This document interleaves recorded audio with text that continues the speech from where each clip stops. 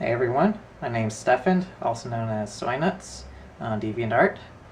What I'll be doing today is walking you through my work areas to show you what tools I use and for making my props and what you can expect to deal with when you, or what tools you need to deal with to make your props.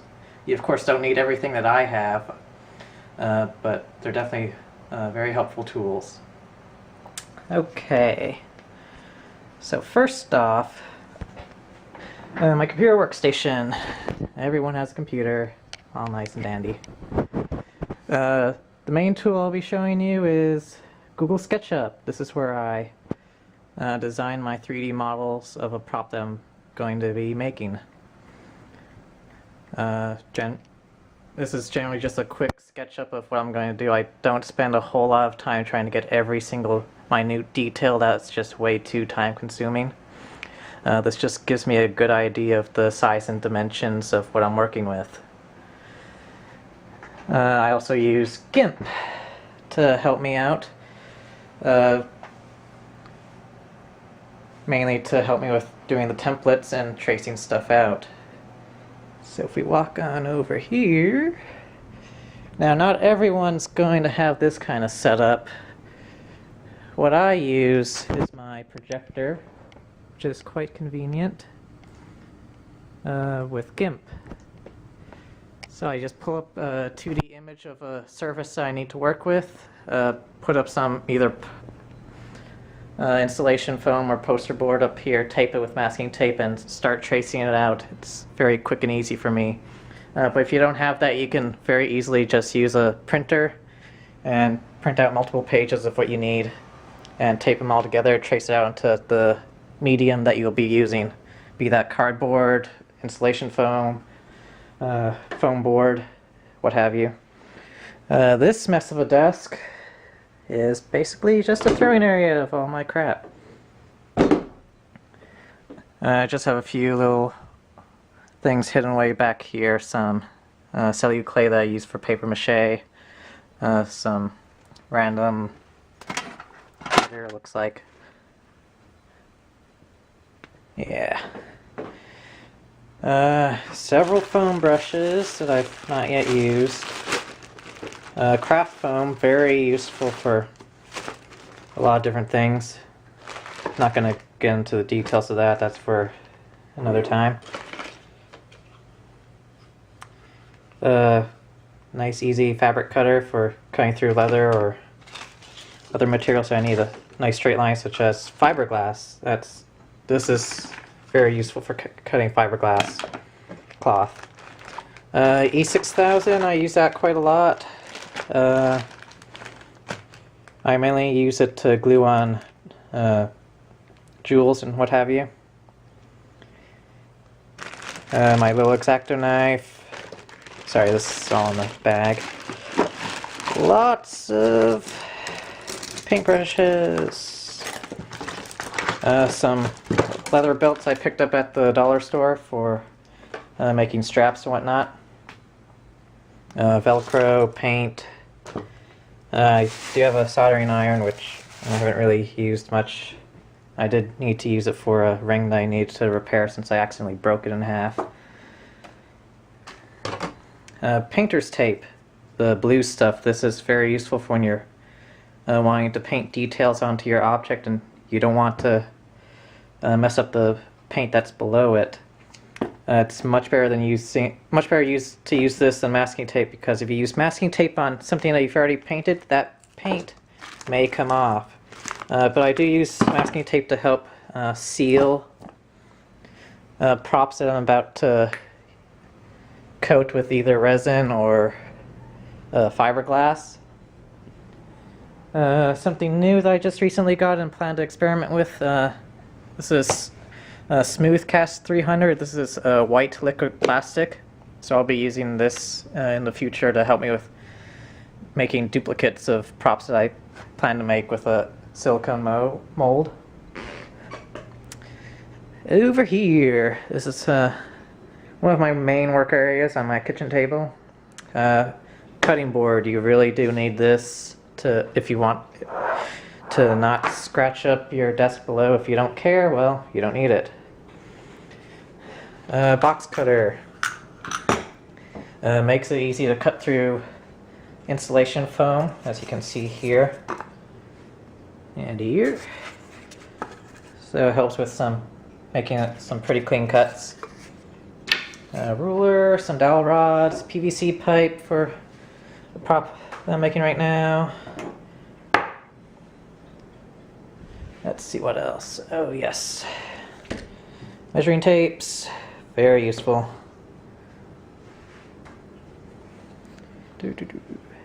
Okay, that covers this area. Oh, permanent marker. I use that for tracing out my shapes on insulation foam. Insulation foam, you can get the blue stuff at Lowe's. I believe you can get the pink stuff at Home Depot. I prefer the blue stuff. It's a bit denser than the pink stuff, but whatever you prefer. Alright, let's go over to my workshop in the garage. Many of you definitely will not have this kind of setup. If you do, maybe your parents have something similar set up like this or similar tools. All my spray paints that I use, primer is definitely the most commonly used spray that I use, and gloss for sealing my paint job. Plastic primer if you plan to paint on PVC pipe or any other plastic. Bondo, you'll want to use that for filling in dents and whatnot in your prop to make it much smoother. This stuff is very dense and heavy, so you do not want to just make a prop out of this. It's also quite fragile if it's completely made out of just Bondo. Let's see. Mixing stick. Putty spreader for the Bondo. Fiberglass resin. That's the resin that you use with the fiberglass. Let me show you that. And yes, I have stuff all over the place. So fiberglass, it's just cloth, basically. It's the easiest way to put it, but it's made out of glass fibers.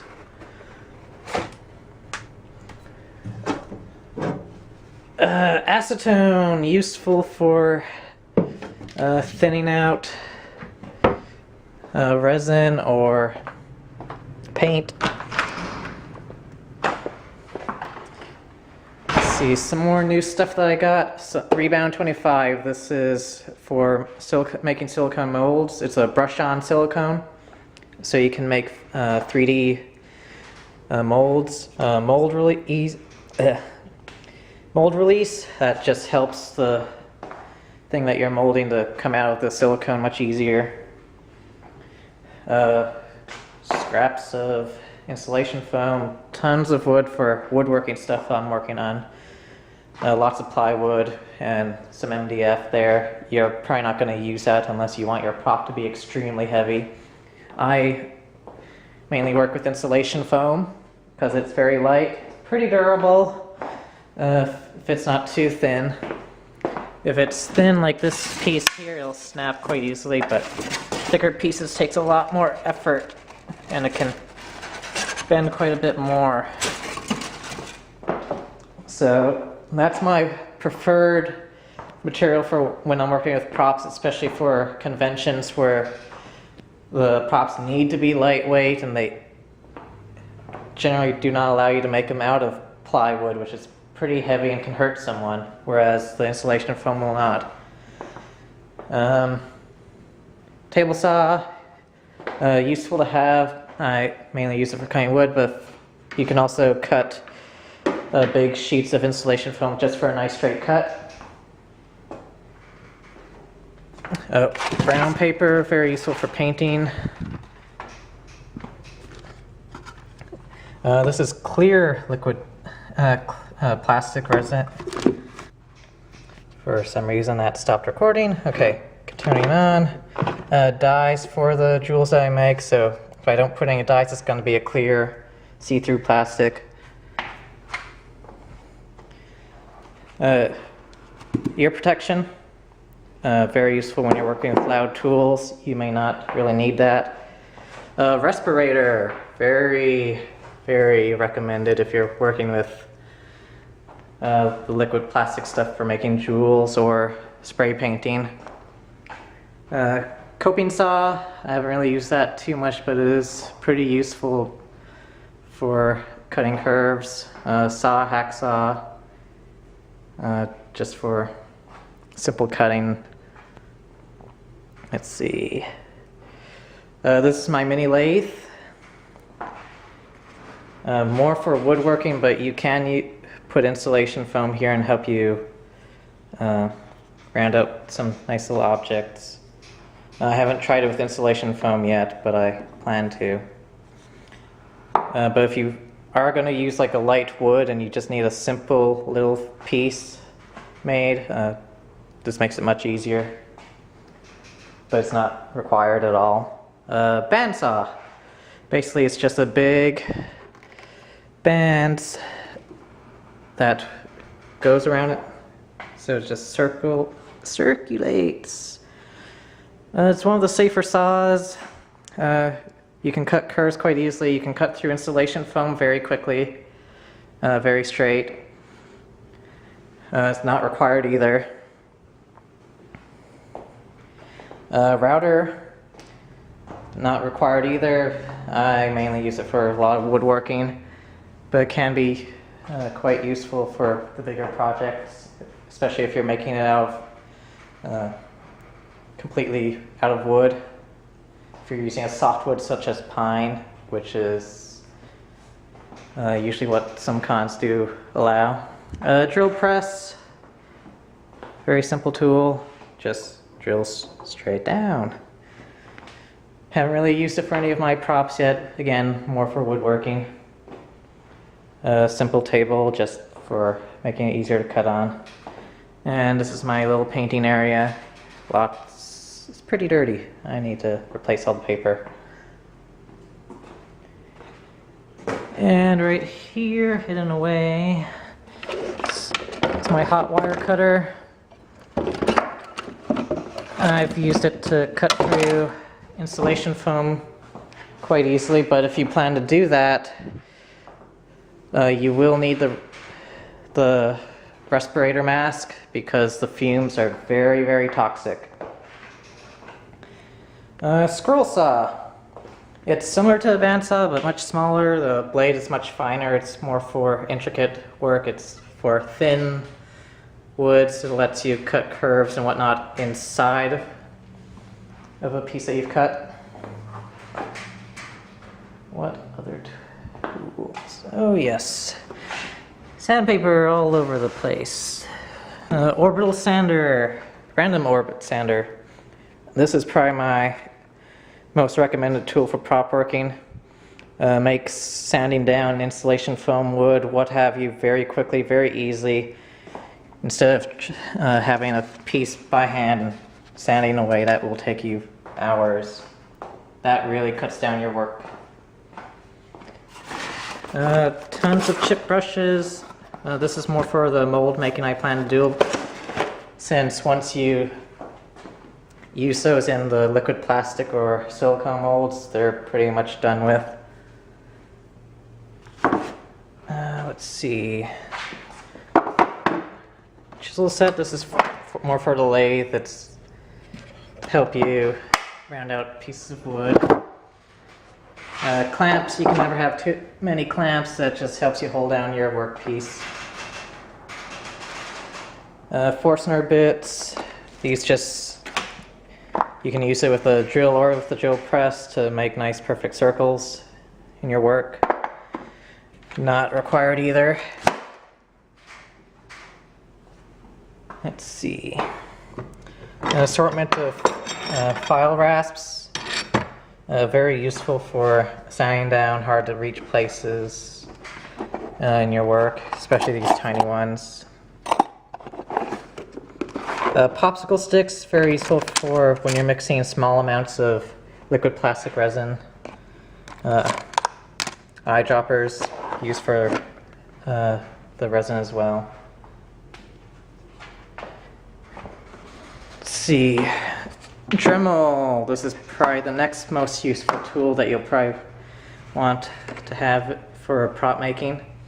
I would say this and the random orbit sander are the two key pieces for making your props quickly and easily. So I'll just go through a couple of the bits here for the Dremel. This is just a simple drill bit.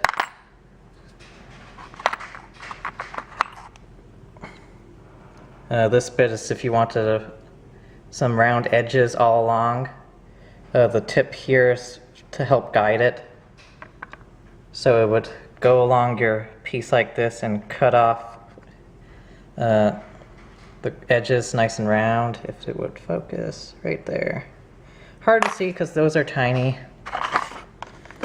But what you'll probably use the most are the sanding bits. This will let you sand down smaller areas on your workpiece.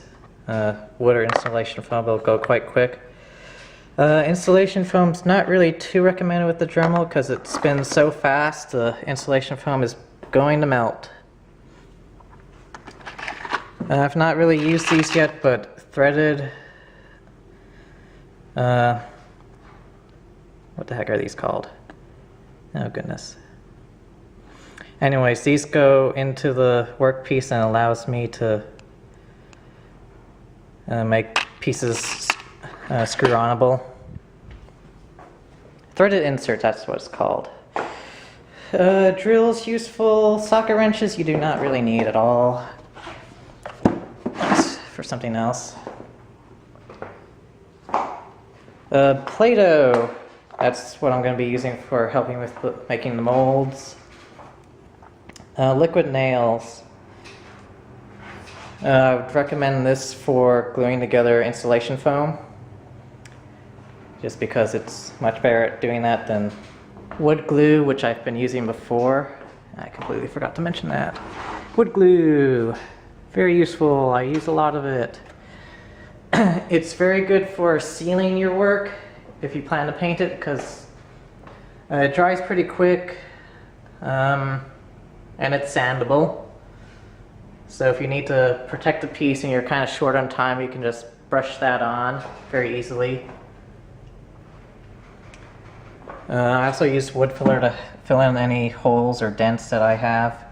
This is different, similar to what I used the Bondo for, but I use Bondo to cover an entire area to smooth out, whereas this one is for small little areas. Let's see. More glitter.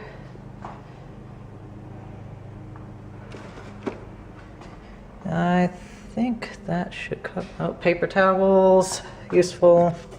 Paper cups, you'll be going through these a lot if you're going to be using the liquid plastic resins, because that's what you'll be using to mix pieces, the two parts together. Air compressor.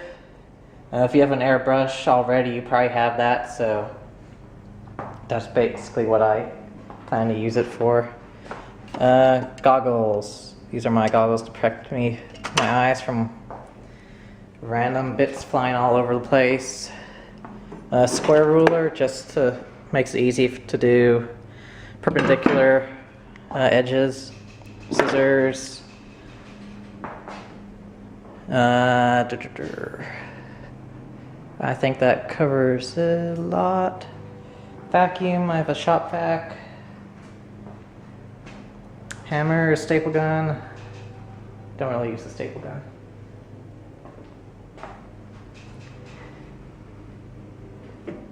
But I think that covers all the tools that I've used in prop making and or plan to use in the near future. So if you have any questions about a tool, or what tool you should use for what you're planning to make,